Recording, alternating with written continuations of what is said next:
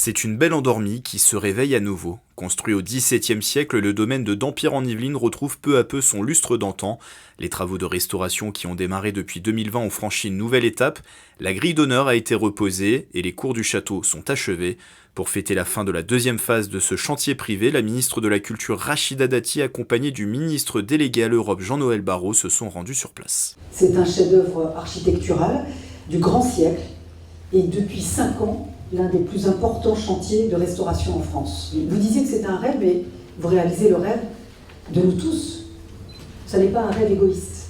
Le rêve d'un homme, Francky Mullier, qui a racheté les lieux en 2018. Depuis, le fondateur de Kiloutou a investi 60 millions d'euros pour faire renaître le domaine.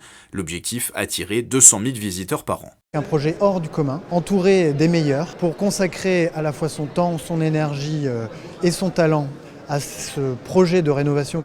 Un projet non sans difficulté, des fouilles archéologiques préventives de l'État ont retardé le chantier et alourdi la facture.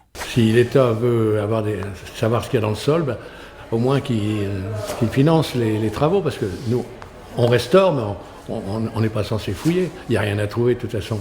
Qu'est-ce qu'ils ont trouvé en 5 ans là? J'ai demandé un rapport, ils n'ont rien trouvé.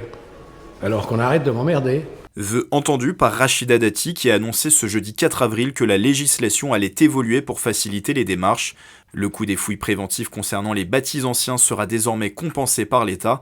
Des annonces qui pourront peut-être encourager d'autres personnes à entreprendre des restaurations de châteaux. Selon la maire de Dampierre, le domaine est important pour l'attractivité de la commune. Même les commerces qui fonctionnent bien, les commerces de bouche à Dampierre, c'est pas toujours facile, hein. Il y a des semaines un petit peu mortes.